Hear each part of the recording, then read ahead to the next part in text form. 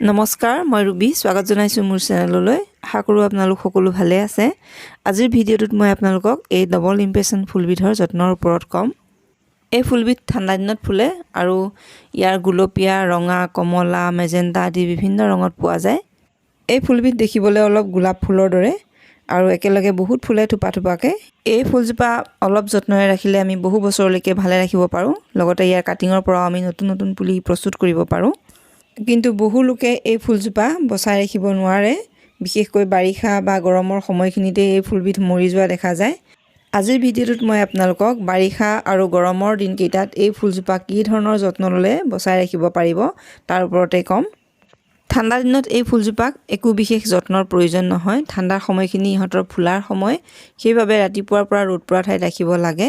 আৰু ঠাণ্ডাৰ সময়ত যিহেতু ৰ'দৰ উত্তাপটো কম থাকে, গতিকে গোটেই দিনটো ৰ'দত থাকিলেও একো নহয়। আৰু যেতিয়া ৰ'দৰ উত্তাপটো লাহে লাহে বাঢ়ি আহে, তেতিয়া ইয়াক ৰ'দৰ পৰা আঁতৰাই ৰাখিব লাগে। ঠাণ্ডা দিনত ইয়াক সদায় পানী দিব লাগে। বিশেষকৈ আগবেলা পানী দিলে ভাল, কিয়নো পাছবেলা পানী দিলে ইয়াত যদি গোটেই ৰাতিটো পানী জমা হৈ থাকে, তেন্তে ইয়াৰ কলিবোৰ বা ফুলবিলাক পচি যাব পাৰে। আৰু ঠাণ্ডা দিনত যদি বৰষুণ দিয়ে, তেন্তে বৰষুণত তিতিলেও একো নহয়, কিয়নো এদিন বা দুদিনহে বৰষুণ দিয়ে। অৱশ্যে বেছি ডাঙৰ বৰষুণৰ পৰা বচাই ৰাখিব, কিয়নো গছজোপা বহুত ঠুনুকা, ভাগি যাব পাৰে। সেইবাবে ইয়াক ডাঙৰ বৰষুণৰ পৰা বচাই ৰাখিব। গৰমৰ দিনত এই ইম্পেশ্যন ফুলবিধক ঠাণ্ডা ঠাইত ৰাখিব লাগে, য'ত সূৰ্যৰ যথেষ্ট পৰিমাণে পোহৰ পৰে অথচ ডাইৰেক্ট ৰ'দ নপৰে।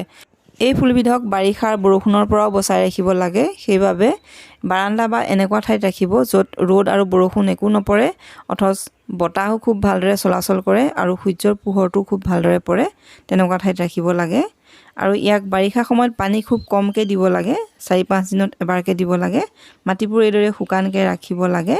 আৰু যেতিয়া গছজোপা পানীৰ অভাৱত অলপ মৰহি যোৱাৰ নিচিনা হয়, তেতিয়াহে ইয়াত পানী দিব লাগে। গৰমৰ দিনত পাৰিলে কেতিয়াবা ৰাতিপুৱাৰ একেবাৰে কোমল ৰ'দটো 1 ঘণ্টা বা আধা ঘণ্টামান পৰিবৰ বাবে বাহিৰত উলিয়াই দিব পাৰে। আৰু ইয়াক মাজে মাজে ফাংগিচাইড স্প্ৰে কৰি থাকিব লাগে। এই গছজোপা মৰাৰ মূল কাৰণটোৱে হৈছে ফাংগাছ লাগি গেলি যোৱাটো। সেইবাবে 15 বা 20 দিনৰ মূৰে মূৰে গছবোৰত এইদৰে ফাংগিচাইড স্প্ৰে কৰি থাকিব। মই ইয়াত চাফ ফাংগিচাইড ব্যৱহাৰ কৰোঁ। আপোনালোকে যিকোনো ফাংগিচাইড ল'ব পাৰে। আৰু পাতত স্প্ৰে কৰাৰ লগতে ইয়াত গুৰিটো এইদৰে দিব লাগে। এই গছবিধত ফাংগিচাইড স্প্ৰে কৰা বা পানী দিয়া আদি এই কামবিলাক সদায় ৰাতিপুৱাহে কৰিব লাগে, মানে আগবেলা কৰিব, পিছবেলা কৰিব নালাগে। এই ফুলবিধ খুব সহজতেই আমি কাটিং লগাব পাৰোঁ, মানে আগৰ পৰা বা ডালৰ পৰা পুলি গজাব পাৰোঁ। ইয়াৰ আগবোৰ কাটি এইদৰে কক'পিটত গুজি ৰাখিলেই হয়। কক'পিটৰ সলনি আপোনালোকে বালিও ল'ব পাৰে। আৰু ইয়াৰ কাটিং আমি ছেপ্টেম্বৰ অক্টোবৰ মানৰ পৰা মাৰ্চ এপ্ৰিল মানলৈকে লগাব পাৰোঁ। বাৰিষা আৰম্ভ হোৱাৰ লগে লগে ইয়াৰ কাটিং লগাব নালাগে। বাৰিষা সময়ত কাটিং লগালে আগবোৰ গেলি যোৱাৰ সম্ভাৱনা বেছি থাকে। কেতিয়াবা ডাঙৰ গছবিলাক বাৰিষা সময়ত গেলি যোৱা দেখা যায়। তেতিয়া সেই গেলা গছবিলাকৰ ভাল আগবিলাক বা ভাল ডালবিলাক কাটি এইদৰে পুলি বনাবৰ বাবে আপোনালোকে কক'পিট নাইবা বালিটো গুজি ৰাখিব পাৰে। আৰু যদিহে তেনেকুৱা ইমাৰ্জেঞ্চি একো কণ্ডিশ্যন নহয়, তেতিয়া ইয়াক বাৰিষা সময়ত কাটিং নলগোৱাই ভাল। ইয়াৰ কাটিং লগোৱাৰ বেষ্ট টাইমটো হৈছে অক্টোবৰ টু এপ্ৰিল। আৰু এতিয়া এই পুলিবিলাক কেনেকুৱা পটিং মিক্সত ৰুব লাগে জানোৱা হওক। ইয়াৰ পটিং মিক্সটো খুব কোমল হ'ব লাগে, যাতে পানীবোৰ খুব সহজতেই তলেদি সৰকি যায়। তাৰ বাবে মাটিৰ লগত মই পচা পাত লওঁ আৰু ইয়াৰ লগতে মই ভাৰ্মিকম্পষ্ট লওঁ। যদিহে পচা পাত নাথাকে, তেন্তে বালি নাইবা কম পৰিমাণত আপোনালোকে কক'পিট ল'ব পাৰে। কক'পিটে পানীটো বেছি সময়ৰ বাবে ধৰি ৰাখে, সেইবাবে কক'পিট ব্যৱহাৰ কৰিলেও কম পৰিমাণতহে কৰিব লাগে। এই ফুলবিধ যিকোনো টাবতে ৰুব পাৰি আৰু হেংগিং টাবত ৰুলেও বহুত ভাল লাগে। কিন্তু এনেকুৱা হেংগিং টাববিলাকত সাধাৰণতে ফুটা নাথাকে, সেইবাবে এনেদৰে নিজে ফুটা উলিয়াই ল'ব। ময়ো এইটো নিজে ফুটা উলিয়াই লৈছোঁ। ফুটা নথকা টাবত ৰুলে পানী জমা হৈ ফুলগছজোপাৰ শিপাবোৰ পচি মৰি যাব পাৰে।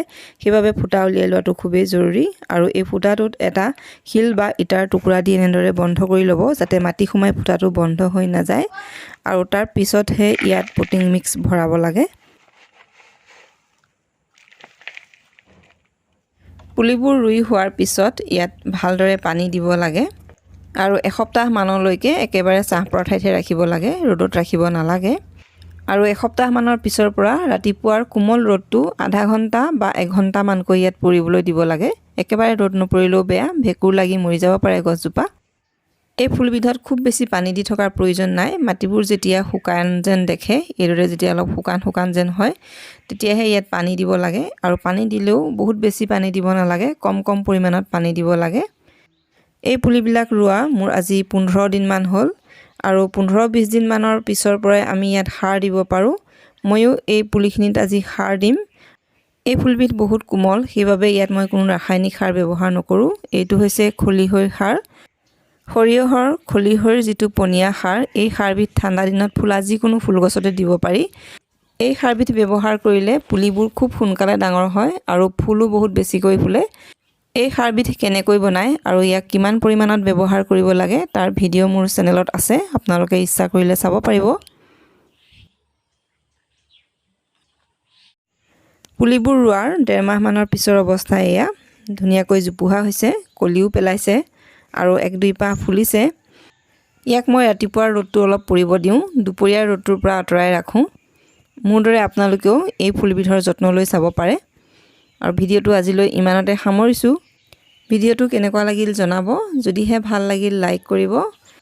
যিসকলে আজি প্ৰথমবাৰ মোৰ ভিডিঅ' চাইছে আৰু যিসকলে আজিলৈকে মোৰ চেনেলটো ছাবস্ক্ৰাইব কৰা নাই, আপোনালোকেও মোৰ চেনেলটো ছাবস্ক্ৰাইব কৰিব বুলি আশা ৰাখিলোঁ। ভিডিঅ'টো চোৱাৰ বাবে ধন্যবাদ।